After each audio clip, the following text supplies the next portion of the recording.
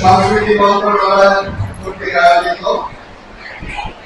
আমাদের সকলে খুবই শ্রদ্ধবান একজন শিক্ষক, বাংলাদেশের কিংবদন্তি শিক্ষক অধ্যাপক আবু সাইদ আব্দুল্লাহ স্যার আলোকিত মানুষ পড়ার প্রত্যয়ে বই পড়াতে কর্মসূচি উদ্যোগ গ্রহণ করেছিলেন।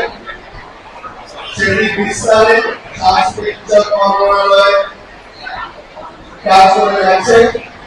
বিগত আজকে যারা এখানে মঞ্চে উপস্থিত হয়েছে মন্ত্রণালয়ের সম্মানিত যুগ্ম সচিব সহ অন্যান্য নেতৃবৃন্দ সবাইকে জানাচ্ছি অনেক অনেক শুভেচ্ছা। আমার সামনে উপস্থিত আছেন আমাদের এই জাতি গড়া দক্ষ কারিগর, আমাদের ছাত্রছাত্রীদের আদর্শ, আমাদের সম্মানিত শিক্ষকবৃন্দ উপস্থিত রয়েছেন, যারা আগামী দিনে একটা নিরাপদ বাংলাদেশ গড়বে, যারা এই আমাদের এই প্রিয় মাতৃভূমিকে, আমাদের এই প্রিয় দেশকে বিশ্ব অঙ্গনে দৃঢ়ভাবে তুলে ধরবে, সেই আমাদের তরুণ মেধাবী প্রজন্ম, আমাদের প্রিয় ছাত্রছাত্রী ভাই বোনেরা, আমাদের মিডিয়ার ভাই বোনেরা, সবাইকে জানাচ্ছি শুভেচ্ছা এবং অভিনন্দন। আমরা জানি আমাদের দেশের একমাত্র সম্পদ হচ্ছে আমাদের এই 20 কোটি মানুষের 40 কোটি হাত। আমরা আমাদের এই প্রতিটি মানুষকে দক্ষ এবং যোগ্য করে গড়ে তুলতে চাই। এখন দক্ষ এবং যোগ্য করে গড়ে তুলতে হলে আমাদের এই পৃথিবী সম্পর্কে জানতে হবে, পৃথিবীতে আমাদের কি করণীয় সেটিও জানতে হবে। পৃথিবীতে এই পৃথিবী বর্তমান সময়ে খুবই প্রতিযোগিতাপূর্ণ। সেই প্রতিযোগিতার সাথে আমি যেন তাল মেলাতে পারি, সেইভাবে আমাকে দক্ষ এবং যোগ্য হয়ে গড়ে উঠতে হবে। আমি যদি দক্ষ এবং যোগ্য হয়ে এবং পৃথিবীর সাথে তাল মিলিয়ে চলতে না পারি, তাহলে কিন্তু আমরা অনেক পেছনে পড়ে যাব। আমরা জানি মানুষকে প্রকৃত মানুষ হিসাবে গড়ে ওঠার জন্য সবচেয়ে বড় ভূমিকা পালন করতে পারে তার একটি বই।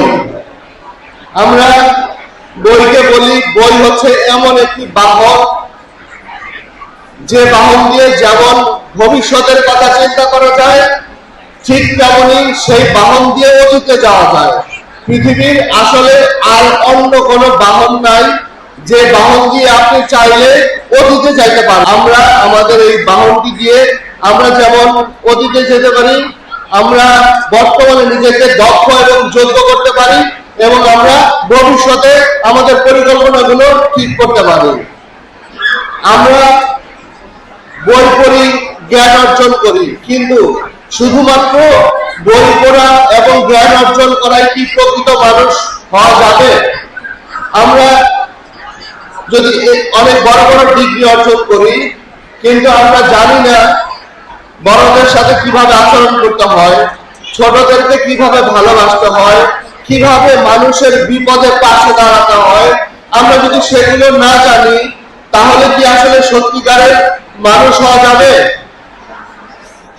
আজকে আমরা একটা ভয়াবহ চিত্র দেখতে পাচ্ছি।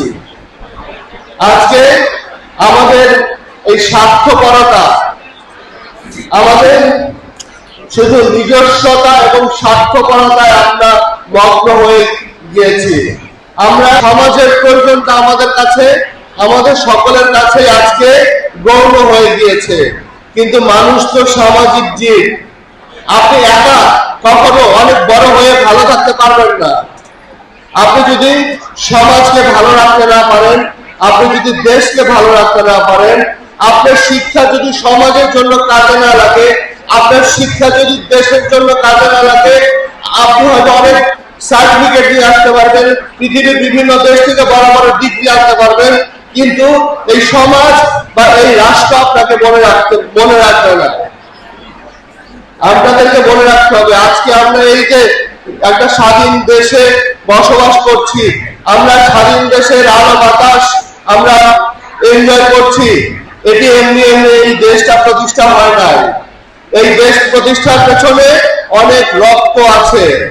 আমাদেরকে, আমরা যারা এই প্রজন্ম, আমাদেরকে তারা যে জন্য এই দেশ প্রতিষ্ঠা করেছিল, তারা যে দেশটা চেয়েছিল, আমাদেরকে সেই দেশ প্রতিষ্ঠা করতে হবে।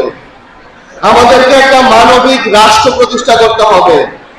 আপনি যদি প্রকৃত শিক্ষায় শিক্ষিত হতে চান, তাহলে আপনার শুধু সামনের দুটি চোখ না, আপনার মনের চোখগুলো খুলতে পারতে হবে। আপনি শিক্ষা গ্রহণ করেছেন, কিন্তু আপনার এই মনের চোখ খুলে নাই, সেই শিক্ষা সমাজে কোনো কাজে আসবে না। আপনি শিক্ষা গ্রহণ করেছেন, আপনার দেশপ্রেম নাই, এই শিক্ষায় দেশের কোনো কাজে আসবে না। আমরা চাই সেই শিক্ষায় শিক্ষিত হতে, যে শিক্ষা আমাদেরকে একজন অসহায় মানুষের পাশে দাঁড়াতে শেখায়। আমরা সেই শিক্ষায় শিক্ষিত হতে চাই, যে শিক্ষা বড়দেরকে সম্মান করতে শেখায়, যে শিক্ষা ছোটদেরকে ভালোবাসতে শেখায়। আমরা সেই শিক্ষায় শিক্ষিত হতে চাই। আজকে আমাদের বই পড়ার পাশাপাশি আপনারা জানেন, বর্তমান সময়ে আমরা কিন্তু গ্লোবালি খুবই ইন্টারকানেক্টেড। আমরা পৃথিবীর সাথে, বর্তমান সময়ে পৃথিবীর টেকনোলজি, প্রযুক্তি এই বিশ্বকে শাসন করছে।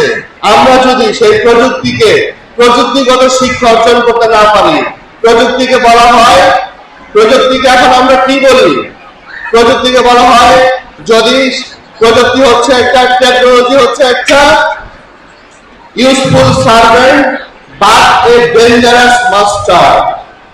প্রযুক্তি যদি আপনি ব্যবহার করতে না জানেন, সে আপনার জন্য একটা ভয়ঙ্কর একটা রূপ ধারণ করে। কারণ আজকে আপনার সমস্ত তথ্য, জীবনের অনেক অংশই প্রযুক্তির সাথে ঢুকে গিয়েছে, কিন্তু এই প্রযুক্তি ব্যবহার না করার কারণে আমাদের সমাজের অনেকে বিভিন্ন ভাবে আমরা কিন্তু আমাদের জীবনের যা অর্জন সব নষ্ট হয়ে যাচ্ছে। সুতরাং প্রযুক্তিকে ব্যবহার জানতে হবে, প্রযুক্তিকে দক্ষভাবে ব্যবহার করতে পারতে হবে।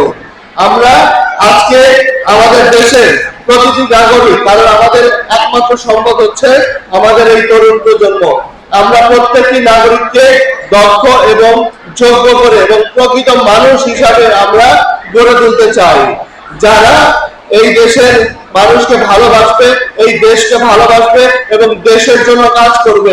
আমরা চাই না আমাদের এই মেধাবী সন্তানগুলো তারা তাদের মেধাকে বিদেশে গিয়ে কাজে লাগাক। আমরা চাই আমার দেশের মেধাবী সন্তান আমার দেশের জন্য কাজ করবে, দেশের উন্নয়নের জন্য কাজ করবে। তারা দেশের বিকাশে এবং দেশকে, এই বাংলাদেশকে বিশ্ব অঙ্গনে একটা দৃঢ়ভাবে প্রতিষ্ঠা করার জন্য কাজ করবে। আমরা যদি সেগুলো করতে পারি, তাহলে আজকের এই আয়োজন, আজকের এই সার্বিক আয়োজন, এই যে ব্যাপক আয়োজন সারা জেলাব্যাপী, এখানে হাজার হাজার আমাদের তরুণ প্রজন্ম এসেছে, যারা এই বিশ্ব, যাদের কাছে আগামী দিনের দায়িত্ব। আমরা যদি সেই চিন্তা করে সামনের দিকে পথ চলি, আমরা যদি সেই চিন্তা করে নিজেকে গড়ে তুলি, তাহলে আসলে আমাদের সকল আয়োজন সুন্দর হবে, সার্থক হবে। আপনারা আমার কথা শুনেছেন, ধৈর্য ধরার জন্য আপনাদের সকলের প্রতি কৃতজ্ঞতা জানাচ্ছি। যারা এই চমৎকার অনুষ্ঠানটি আয়োজন করেছে, সবার জন্য রইল অনেক অনেক শুভকামনা। সবাই ভালো থাকবেন। আসসালামু আলাইকুম।